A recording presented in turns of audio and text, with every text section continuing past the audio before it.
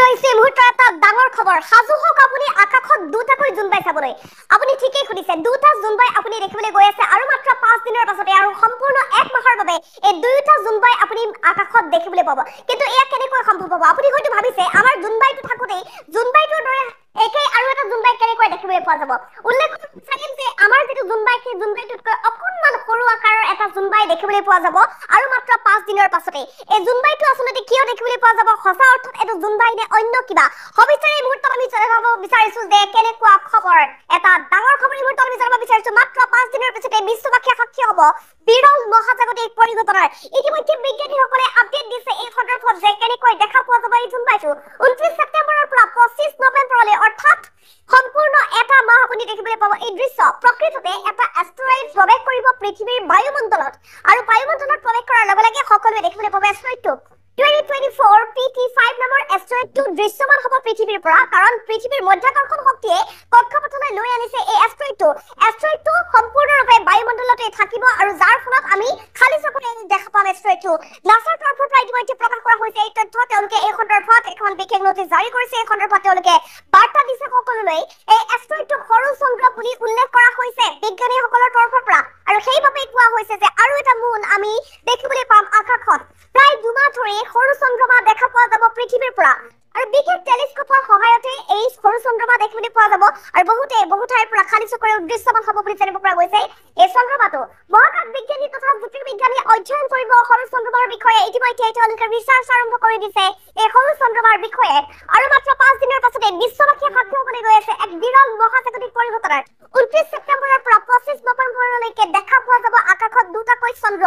কিছু প্ৰান্তৰ পৰা আপুনি একেটা সময়তে একেটা দিশতে এই চন্দ্ৰমা দুটা দেখিব কিছু প্ৰান্তৰ পৰা এই চন্দ্ৰমা দুটা আকাশৰ ইটো মূৰে অলপ বেলেগকৈ দেখিবলৈ পাব আৰু কোনোবাই হয়তো এই চন্দ্ৰমা দুটা মধ্য আকাশত দেখিবলৈ পাব মুঠৰ ওপৰত এই চন্দ্ৰমা দুটা আকাশত একেলগেই দেখা পোৱা যাব আমাৰ যেটো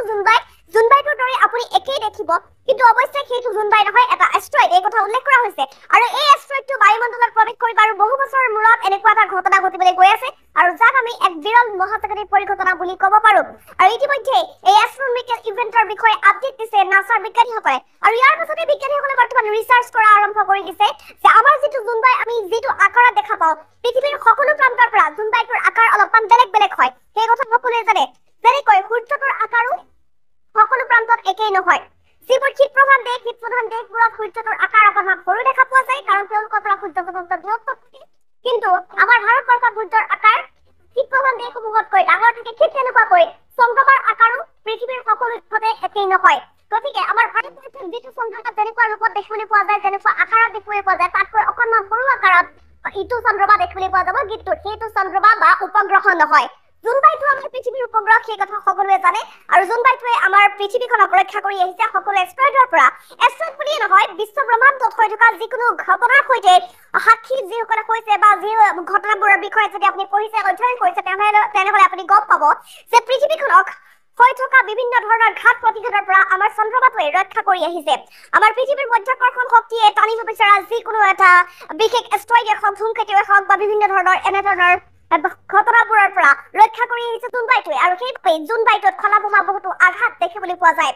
উল্লেখ কৰিব লাগিব যে এইবাৰ যিটো এষ্ট্ৰয়েড আহি আছে সেই এষ্ট্ৰয়েডটো পৃথিৱীয়ে নিজৰ গাৰ ফালে লৈ আনিছে বুলি জানিব পৰা গৈছে আৰু যাৰ ফলত এই এষ্ট্ৰয়েডটো বায়ুমণ্ডলত প্ৰৱেশ কৰিবলৈ গৈ আছে আৰু পৃথিৱীৰ বায়ুমণ্ডলত প্ৰৱেশ কৰি এষ্ট্ৰয়েডটো বহুদিন পৃথিৱীৰ কক্ষপথতে থাকিব পৃথিৱীৰ বায়ুমণ্ডলতে থাকিব আৰু যাৰ ফলত এই জোনবাইটো আমি খালি চকুৰে দেখিবলৈ পাম কিছু প্ৰান্তৰ পৰা ইয়াক টেলিস্কোপৰ সহায়ত দেখা পোৱা যাব বুলি কোৱা হৈছে 29 ছেপ্টেম্বৰৰ লগে আমি এই সৰু চন্দ্ৰমা দেখিবলৈ পাম আৰু ইতিমধ্যে ৰিচাৰ্চ আৰম্ভ কৰিছে বিজ্ঞানীসকলে নাছাৰ তৰফৰ পৰা দিয়া হৈছে বিশেষভাৱে এই সন্দৰ্ভত বাৰ্তা সমগ্ৰ বিশ্বত বৰ্তমান খলখলিৰ সৃষ্টি হৈছে এই বিষয়টোক লৈ সকলো সংবাদ প্ৰতিষ্ঠানত বৰ্তমান এই বিষয়টোক লৈ আৰম্ভ হৈ গৈছে বিভিন্ন ধৰণৰ চৰ্চা বৰ্তমান এই চন্দ্ৰমাটোক লৈ ৰিচাৰ্চ বিজ্ঞানীসকলে আৰম্ভ কৰি দিছে বিজ্ঞানীসকলে কৈছে